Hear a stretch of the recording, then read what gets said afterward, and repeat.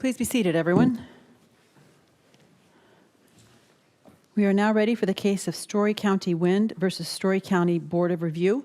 Looks like the attorneys are ready to go, and it's my understanding Brant Kahler will be arguing for the appellant. Yes, you may begin.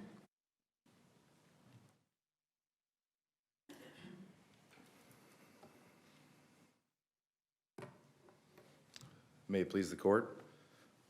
Counsel, I'm honored to appear before you this morning on behalf of the appellant, Story County Wind LLC. By way of background, this appeal involves a wind project in Story County, Iowa, consisting of 100 wind turbines spread across 75 taxable parcels. These turbines were placed into service in 2008, and in 2009, the turbines underwent a repower that involved the replacement of all major turbine components, including blade towers, gearboxes, blades, hubs, bearings, and main shafts. In essence, Your Honors, the repower involved taking down the old tower and putting up a brand new tower in its place. Does the record show that this project, and I'm quoting here, did not involve changes to the transmission line, access roads, tower foundations, or towers? It did not involve changes to the transmission lines or the access roads, Your Honor. The main portion of any wind project is the turbine itself, and the tower you see from the roads with the head and the blades, that is in essence the major part of the wind energy conversion property. And as I just stated, in essence, what happens with these repowers is the original tower head and blades is taken down and it is replaced with a brand new tower. From a tower standpoint, the only thing remaining is the concrete pad on which it sat. Question, what about the statute being revised in 22? Could you address that before you begin your argument on what your request is? How does that statute affect today's hearing? Thank you for that question, Your Honor. First of all, procedurally, Story County Wind's position is that error was not preserved on that issue. The Story County Board of Review brought the issue of the amended legislation up in its briefing at the district court level during the summary judgment process. And in the district court's opinion from Judge Moore, both granting the county's summary judgment motion and in denying our summary judgment motion, the 2022 amended legislation was not addressed in any way. And then thereafter, the county failed to file a motion to amend or enlarge to ask the court to consider it. And our position would be at this point in time that because error was not preserved, this court should not consider the legislation either.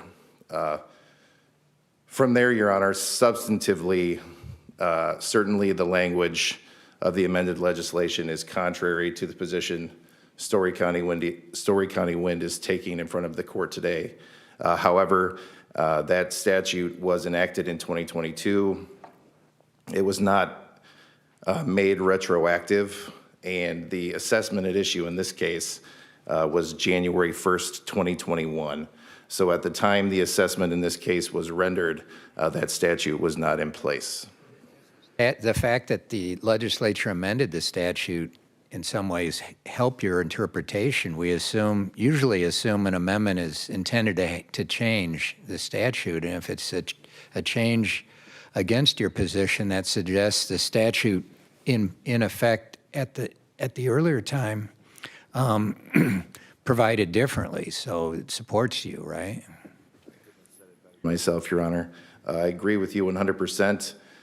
There was language in the fiscal note attached to the statute that the statute amendment was meant to simply clarify existing law. But as Your Honor stated, if you're simply clarifying the state of the law as is, certainly an entire 2 or 3 new paragraphs would not be necessary. More question about the factual record. It looks like originally the entire wind plant was around $72 million, and you're seeking to, you said that you've taken out $36 million that's no longer there. I didn't see in the record, how much did the additional work that you did actually cost? So from a cost standpoint, Your Honor, what happens in our position here is that when the assessment, we're asking that the assessment schedule for the repowered components start over at 0%. Yep. So then it's 5% each year, if we were to agree with you. I'm just trying to, my understanding was this, the $36 million you're asking to be removed because those components are no longer there. Is that an assessed value or is that their net acquisition cost? That is their cost. Point where we're considering the new components that you did add, what was that cost? Like the overall assessment was not quite $76 million, and $40 million was taken out, give or take. So we're looking at roughly $36 million in change of the net acquisition cost of the components that were added during the repower. I would state, Your Honor, at this stage, both sides filed summary judgment with the district court, simply asking the court to clarify the legal standard that would apply when we get into the factual part of the case. We are certainly prepared to present testimony at the district court level as to the substantial replacement standard and as to the components that were replaced and their cost. Should you agree with our position and should this be remanded down, we're certainly prepared to continue with evidence at trial on that specific issue. Substantial replacement standard that you just mentioned, that's not in the statute, correct? In the statute, nothing about separate schedules for replacements either of all the parts or almost all the parts, I guess, or even a small replacement of parts, like changing a light bulb. You don't get a separate schedule for that. You don't get a separate schedule for anything, at least under what the statute says. Isn't that right? That's what's important about the substantial replacement framework that was proffered by the Department of Revenue is the interpretation and construction of the statute turns on the definition of net acquisition costs, that is upon which the assessment is based. And the first few words of the definition of net acquisition costs are the cost to acquire the property. Right. And that is in reference to, grammatically, the net acquisition cost is in reference to what? I'm sorry, Your Honor, I don't understand your question. Something, right? We're buying it. Okay. And if I look at the statute and we go into, let's say, year one, the first assessment year, right? It's taxed at 0% of the net acquisition cost. So what are we talking about there is the net acquisition cost of? And Your Honor, your point about changing a light bulb and needing a new assessment schedule, that's why the substantial replacement framework is important. Because the legislature, as drafting the statute, clearly inherently encompassed the concept of a repower, because anytime you do a repower, you're changing the net acquisition cost of the property upon which the tax is based. Follow up with you, because I don't know if I got an answer to my first question. So the net acquisition cost, that means buying something, right? And that's the wind energy conservation property, quote unquote. Isn't that right? Conversion property, yes. Conversion property, thank you. And in year one, that just means the whole plant that was established, right? Because it wouldn't have gone through any repowers.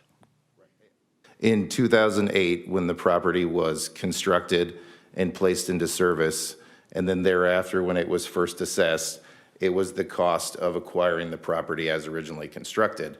But importantly, the definition of net acquisition cost does not say that. It says the cost to acquire the property. It doesn't say the original construction cost or the cost when the property was first acquired. It simply says the cost to acquire the property. Property means the wind energy conversion property, right? And then that's defined as the entire wind plant. So it sounds like it's kind of a holistic approach. You look at when the entire wind plant was put into service, right? Respectfully disagree, Your Honor. The definition of wind energy conversion property simply quantifies the universe of the property that's being assessed. And it has many different components, as is stated in the statutory definition. But when you're looking at the cost for assessment purposes, if you look at the breakdown, the line item of the cost of each particular component is pages and pages and pages of a spreadsheet. And as I stated earlier this morning, the vast majority of the cost and the vast number of lines in that spreadsheet upon which the assessment is based is dedicated to the wind tower and the major components that were replaced in the repower. Asked me, as to my house, when did you acquire that property? If I acquired it in 2010 and I remodeled it in 2016, I put in a new kitchen, I added a new garage, I wouldn't say that I acquired the property in 2016, right? I mean, I would say when I would say 2010, wouldn't I? I mean, It's a little bit apples and oranges. I would say if you had your house and you bought it in 2010, and then in 2016 you tore it down and built a new house in its place, then you may say, if somebody asks you, when did you acquire the property, you would at least explain, like, well, I bought the original house in 2010, but the house as it exists today, we acquired it in 2016 when we rebuilt it. Counsel, in subsection 2, where it lays out the percentages, it says for the first assessment year, and that's applied to the wind energy conversion property. So it's your position that essentially there's a new wind energy conversion property at the time that you did the repower, so that's the first assessment year? So the statute is clear that the property is assessed in the first year following it being placed in service. And so in this instance, the repower was done in 2019. It was placed into service in 2020. And then the first assessment year for the repowered components would be 2021, which is the assessment that we're challenging here today. Does your position turn on essentially that the original wind energy conversion property, which is defined as the entire wind plant, essentially no longer exists, and now there's a new second wind plant? What we're saying is the wind energy conversion property, you have a portion of the original wind energy conversion property that was not modified at all on the repower that still exists. And then you have the new portion that was modified in the repower. And if you're going to assess something based upon the cost of the property, if following a repower, you don't allow that cost to be amended, you're essentially forcing the taxpayer to be assessed and to pay taxes on portions of the property that no longer even exist. And that's why we're advocating for the position that following a substantial replacement, that any components of the property that remain from the original construction would continue to be assessed at 30%, which is the percentage for year 7 and all succeeding years, that the cost of any components that were taken out during the repower would be removed from the assessment, and that in its place, the cost to acquire the major components that were replaced in the... This is a tax break, right? I mean, even if you lose the case, you're not going to be assessed at more than 30% of cost. I mean, I'd love that for my home. But Your Honor, you raise a good point there. And in the Carlin decision from this court, and actually as the district court agreed with us at the district court level in her summary judgment ruling, this 427B.26 is a special valuation statute. The legislature enacted this to essentially provide a tax abatement to incentivize the construction of wind farms across the state.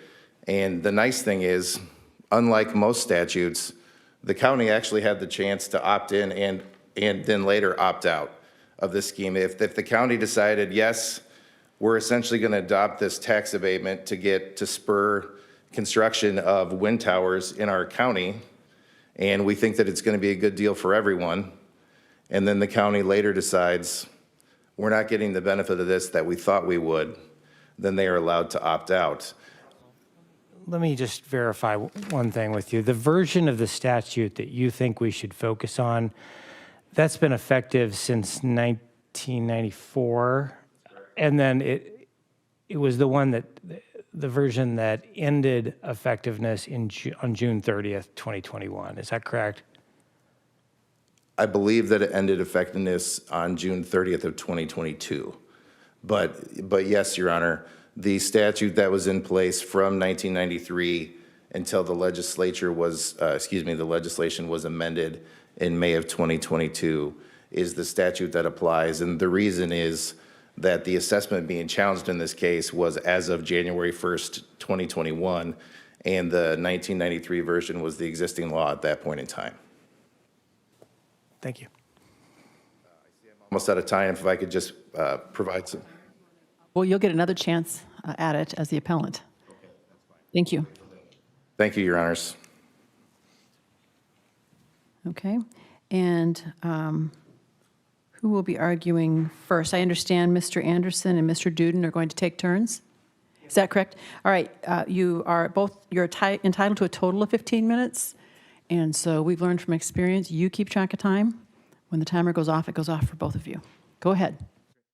Madam Chief Justice, may it please the court, counsel. I'm Ethan Anderson, Josh Duden. We're on behalf of Story County Board of Review. We would ask that you would affirm the district court for 3 reasons. Number 1, the plain language of the statute is clear and unambiguous. Number 2, if it's necessary to apply the Kansas statutory interpretation, Story County Wind's claims still fail. And finally, the IODNR's memos lack clear legal authority and clear legal basis to alter the statute. And yes, Your Honor.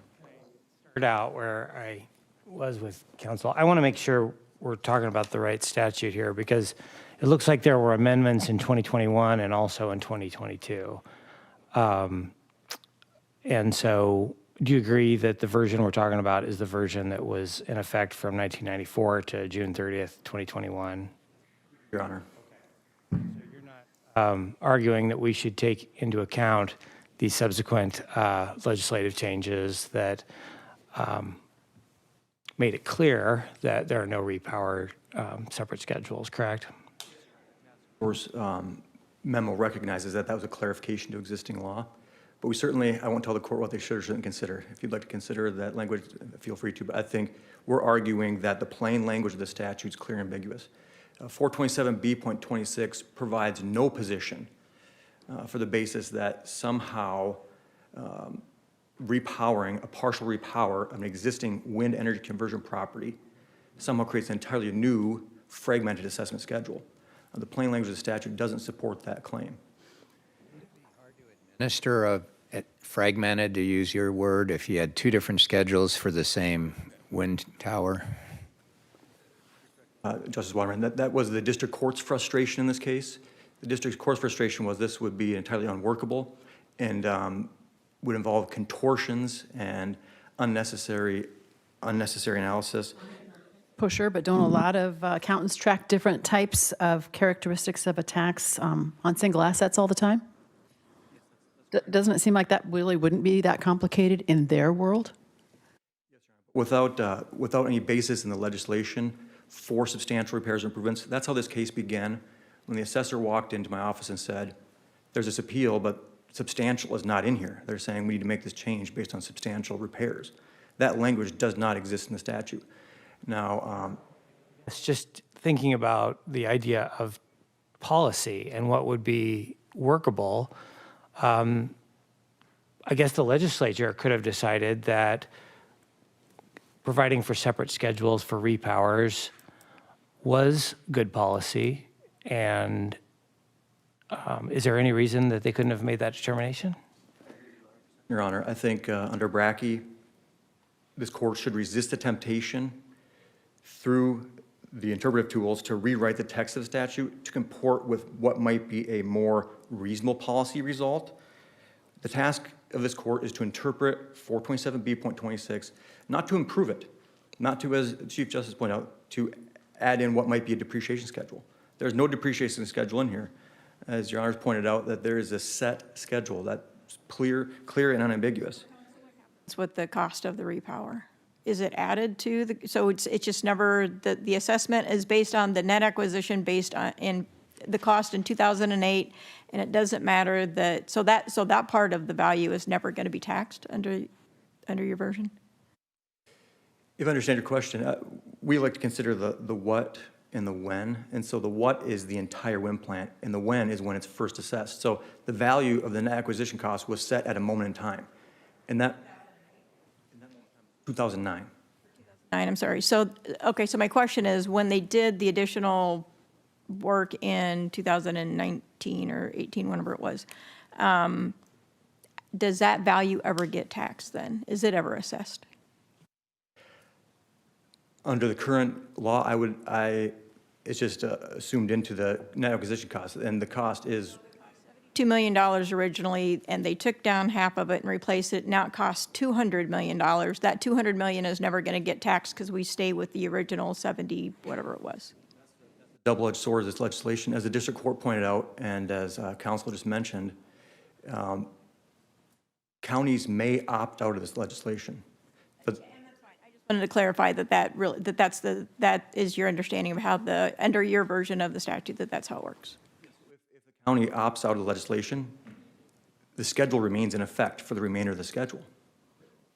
My colleague, Justice Oxley, is pointing out, though, I think, isn't this a massive benefit potentially for the wind company? Because they can put a lot of money, increase the value of the property, but the changing value isn't what you're taxing under this scheme, unlike traditional property taxes, right? It's just that net tax, or original acquisition cost. Is that correct?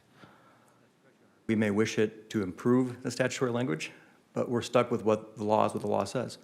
And the plain language prevails here. And so we're left with the statute as is. So entire wind plant means entire wind plant.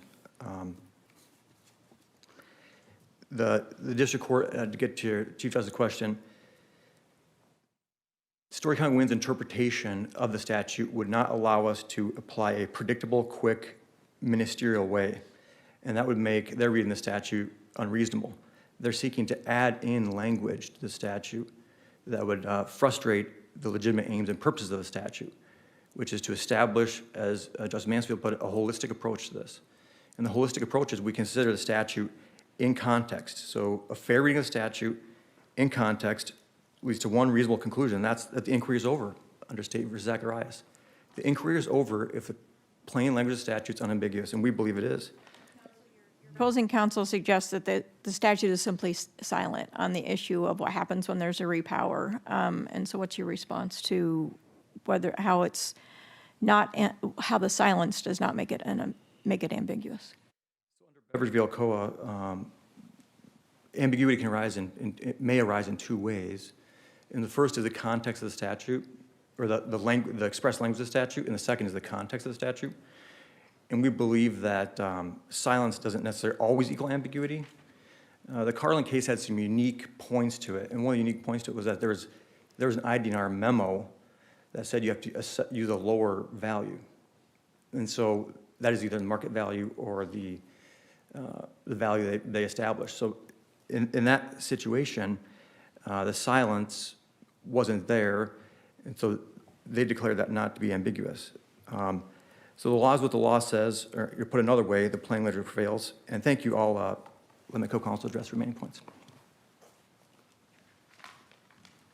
Thank you, Madam Chief Justice. As my co-counsel just mentioned, the plain language of the statute prevails.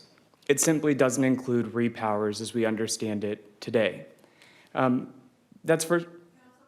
Replaced 90%, maybe 90% of the value of but they left the road. The only thing they left is the road. They replaced everything else. We still stick with the original? Certainly that could be the case. It's not the case we have before the court here, Justice Oxley. The language of the statute is plain, and under the plain language of the statute, we stick with, it's just the net acquisition cost. On whether or not a new wind tower or wind energy conversion property resulted, meaning did new power lines and a new foundation result, for instance? Okay, so how do you determine whether or not there's a new power plant? You said there has to be new electric lines. Tell me again how you would know whether or not there's a new plant or not. 427.B.26 defines specifically that wind energy conversion property means that entire property. And so because the entire property would include things like the foundation and the transmission lines, for instance, it would say, it would beg the question and logically follow that a new foundation, new transmission lines, and a new tower would in fact result in potentially new wind energy conversion property. The foundation and replaced everything else. That the department took in Director Schuling's memo in opinion in 2008 and then again in 2010 in what followed in 2016, I believe, for the third memo authored by the legal counsel for the Department of Revenue. And as the district court pointed out, the divergent opinion, this kind of 180 or contortion that occurred in the new memos in 2019 and 2020 imposed a new standard of substantial repair and replace, which isn't present within the statute. And that's very similar to what happened in State v. Burns, as mentioned, for instance, when interpreting the definition or exclusion of the word warrant. When this court decided it and issued that opinion on March 31st, the majority noted that because a warrant wasn't present or the language wasn't present, it wouldn't be a factor within the consideration. And so just like what we have here, because repowers, for instance, or the act of refurbishing or substantially repairing or replacing the property simply doesn't account for that as well. Question on the record.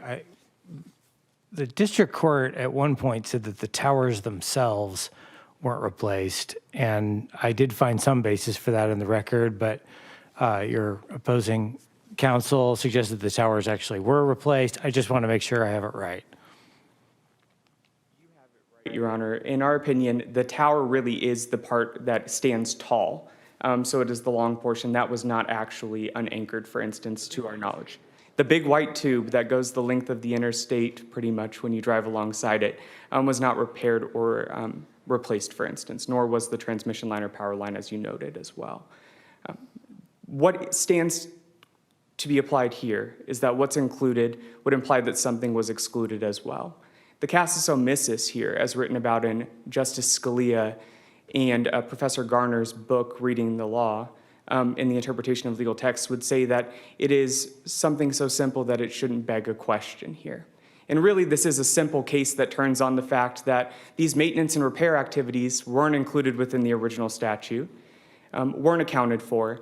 And as Justice Waterman wrote in his concurrence in part and dissent in part in Beveridge v. Alcoa, for instance, this is more of a belt and suspenders approach taken in the new clarification of the amendments in question. I mean, you say maintenance and repair. I mean, it's really a capital replacement. It's something that I'm sure on their federal taxes, it's not something they can expense when they purchased it. It's probably something that has to be depreciated.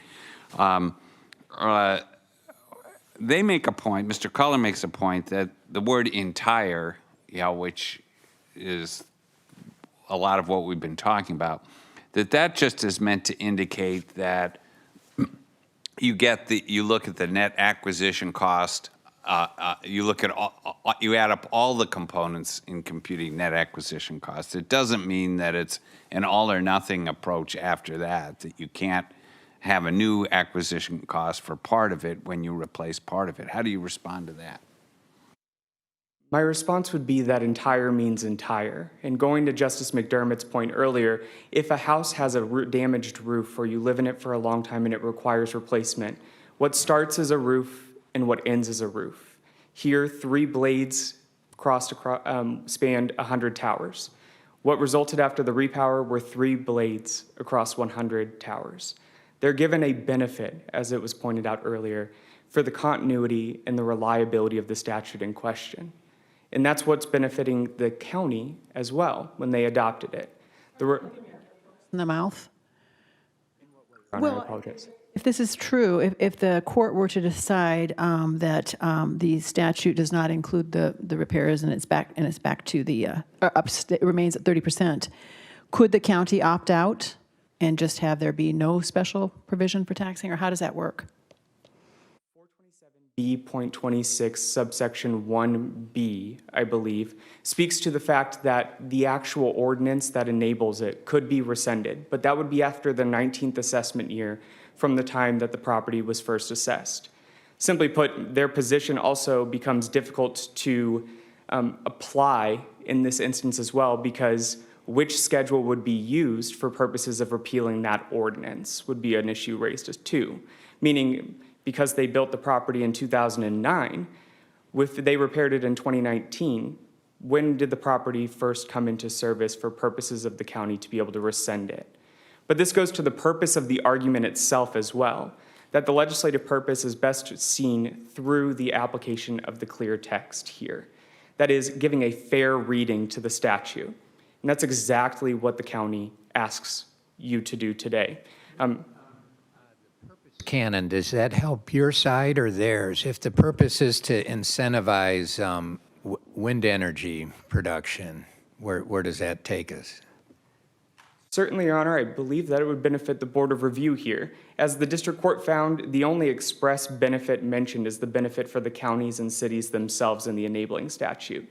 But the dual purpose is served first and foremost by applying the statute in a fair, consistent way, by not giving it this liberal reading that was requested, but rather a fair reading that was applied as in Dornath, as in the recent cases of this court as well, all the way ranging to Chavez, decided last year too, when this court held that remedial statutes still are only guaranteed a fair reading.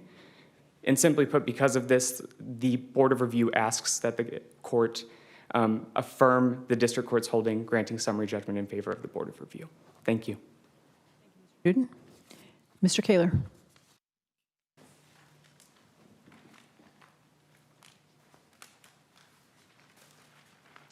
Thank you, Your Honor. If I could first address, there were a number of questions from the court today about the factual basis, about the extent of the repower, what was replaced, what wasn't replaced, what the cost was. And I'd like to reiterate that procedurally, we're not that far yet. Both sides moved for summary judgment, just simply asking the court to rule one way or the other whether the substantial replacement test applied as the legal standard, which we would then go forward and present our factual evidence. So from a summary judgment standpoint purpose, the facts about what has and what hasn't been done are not relevant germane facts to the issue. And assuming that the court rules in favor of Story County Wind, we would ask that we remand back down to the district court to then develop that factual record. Sorry, you go ahead.